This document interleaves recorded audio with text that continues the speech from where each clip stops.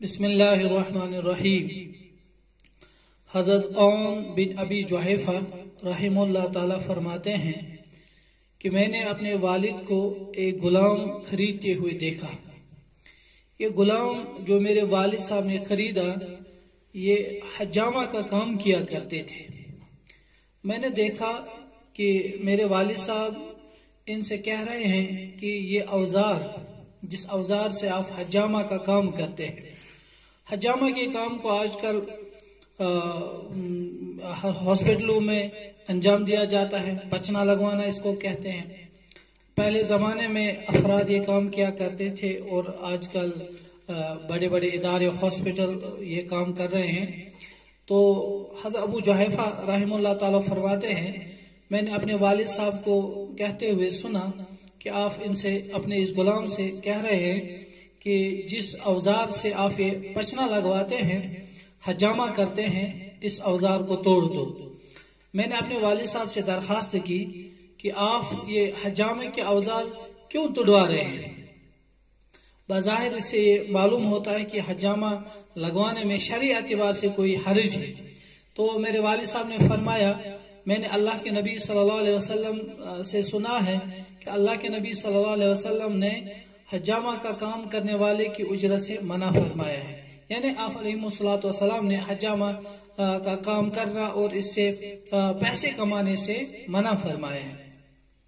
बज़ाहिर इस हदीस से यही मालूम हो रहा है, लेकिन बुखारी शरीफ की एक हदीस में है कि अल्लाह के नबी सल्लल्लाहु अलैहि वसल्लम ने पचना लगवाया और पचना लगवाने वाले को इसकी उजरत भी अता फरमाई। इस हदीस से बाज़ाहिर मालूम होता है कि पहली वाली हदीस जो अबू जुहैफा रज़ी अल्लाह तआला अन्हु की हदीस जो है वो हदीस मनसूख है, वो हुक्म खत्म हो गया है। आप अलैहिस्सलातु वस्सलाम ने खुद पचने लगवाए हैं और पचने लगवाने वालों को उजरत भी दी है। क्योंकि उस जमाने में पचना जो लगवाया जाता था ये मुंह के जरिए से खून को खींचा जाता था। इसमें अंदेशा होता था कि खून कई इंसान के हलक में न चला जाए, इसलिए शुरू में आप अलैहिस्सलातु वस्सलाम ने इस काम को पसंद नहीं फरमाया। अच्छा, हदीस में है कि अल्लाह के नबी सल्लल्लाहु अलैहि वसल्लम पसंद करते थे कि चूंकि खुद पचना लगवाते थे, अल्लाह के नबी सल्लल्लाहु अलैहि वसल्लम पसंद करते थे 17, 19 और 21 तारीखों में पचना लगवाने को। 17, 19 और 21 तारीखों में पचना लगवाने को आप अलैहिस्सलातु वस्सलाम पसंद फरमाते थे। और एक हदीस में आप अलैहिस्सलातु वस्सलाम ने फरमाया कि जिस शख्स ने बुध और शनिचर को पचना लगवाया, जिस शख्स ने बुध और शनिचर को पचना लगवाया और उसको बरस की तकलीफ हो गई, जिस्म पर सफेदी निकल आई, तो आप अलैहिस्सलातु वस्सलाम ने फरमाया कि उस शख्स को सिर्फ अपने आप को मलामत करनी चाहिए। यानी अगर किसी शख्स ने बुध और शनिचर को पचना लगवाया और अल्लाह बचाए कोई तकलीफ, खासकर बरस की तकलीफ उसके जिस्म पर जाहिर हो गई, तो ऐसे शख्स को अपने आप को मलामत करनी चाहिए। हदीस का मतलब यह है कि अल्लाह के नबी अलैहिस्सलातु वस्सलाम इन 2 दिनों में पचना लगवाने को पसंद नहीं फरमाते थे। मुहद्दिसीन ने लिखा है कि खैबर में आप अलैहिस्सलातु वस्सलाम को यहूदी औरत ने जो जहर खिलाया था, उस जहर का असर गर्मी में आप अलैहिस्सलातु वस्सलाम में बढ़ जाता था।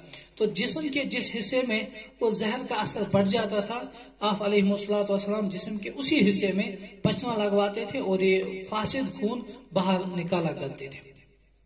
तो हदीस का पहला जुज ये है कि हजरत अबू जुहैफा औन इब्न अबू जुहैफा रज़ी अल्लाह तआला अन्हु फरमाते हैं कि मेरे वालिद साहब ने फरमाया कि अल्लाह के नबी सल्लल्लाहु अलैहि वसल्लम ने पचना लगवाने की उजरत से मना फरमाया।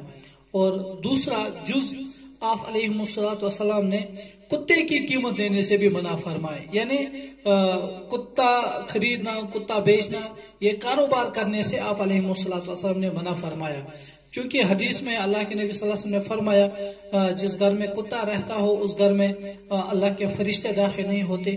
आप अलैहिस्सलातु वस्सलाम ने बिला जरूरत कुत्ता रखने से मना फरमाया।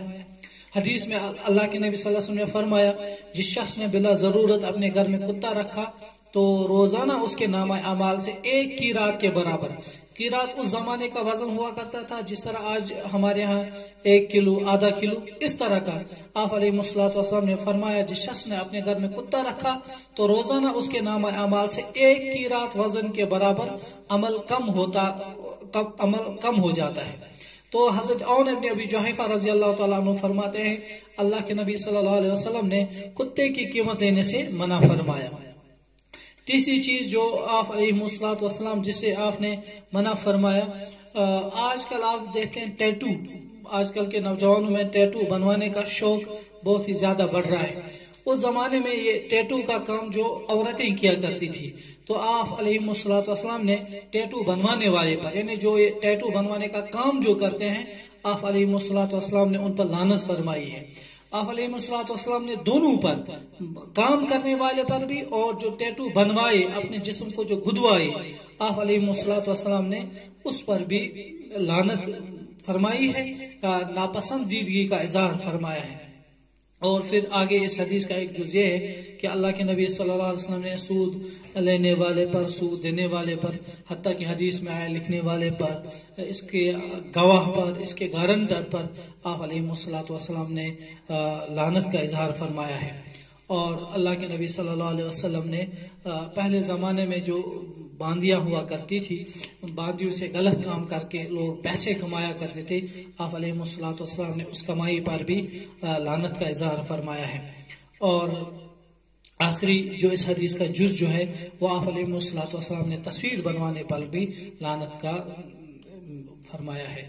اللہم احفظنا من، اللہ تعالی ہمیں ان ساری چیزوں سے ہماری حفاظت فرمائے۔